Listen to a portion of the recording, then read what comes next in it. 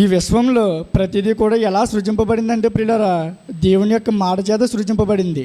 ఆయన మాట ఎంత శక్తివంతమైనదో మనకు తెలియజేయడానికి దేవుడు మనం చూస్తున్నటువంటి కన్నుచూపు మేరలో మనం చూస్తున్నటువంటి మనకి కంటికి కనిపించినదైనా కంటికి కనిపించనిదైనా ప్రతిదీ కూడా దేవుడు ఎలా సృజించాడంటే ప్రియులారా, తన మహత్తుగల మాట చేత సృజించాడు. ప్రియమైన దేవుని వాళ్ళరా, ఈ సృష్టిని దేవుడు తన మహత్తుగల మాట చేత సృష్టించాడు.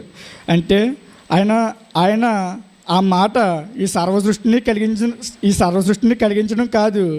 ఈ సృష్టిలో మనిషి తన జీవితాన్ని నాశనం చేసుకోవడానికి వెళ్ళిపోతుంటే దేవుడు తన మాట మనిషిలోకి తెలియజేస్తున్నాడు. ప్రియమైన దేవుని వాళ్ళరా, మనిషి జీవితాన్ని మార్చేటువంటి మాట కూడా దేవుడు మాట్లాడుతున్నాడు.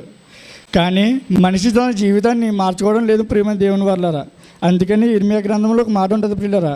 ఏంటి అంటే ఇర్మియా గ్రంథము 23వ అధ్యాయము 29వ వచనం,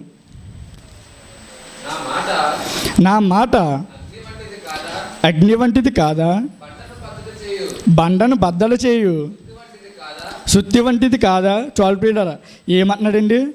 నా మాట అగ్ని వంటిది అన్నాడు, నా మాట బండను బద్దలు చేయగల సుత్తి వంటిది అన్నాడు. ప్రియమైన దేవుని వల్లరా, ఇదిగో దేవుని యొక్క మాట అగ్ని వంటది అన్నప్పుడు ఆ అగ్నిలో నువ్వు కట్టిలాంటి కాలిపోయేటువంటి కట్టిలాంటి జీవితాన్ని కాదు, కానీ ఆత్మ సంబంధముగా ఆత్మీయతలో రగలబడేటువంటి వాడిగా ఉండాలి. ప్రియమైన దేవుని వల్లరా, అది నారో రగులుచున్నది అన్నట్టు భక్తుడు చెప్తున్నటువంటి మాట అన్నట్టుగా దేవుని మాట అగ్ని అయితే ఆత్మీయతలో నీ కట్టే కాలిపోకూడదు, నువ్వు రగలబడాలి. ప్రియమైన దేవుని వల్లరా,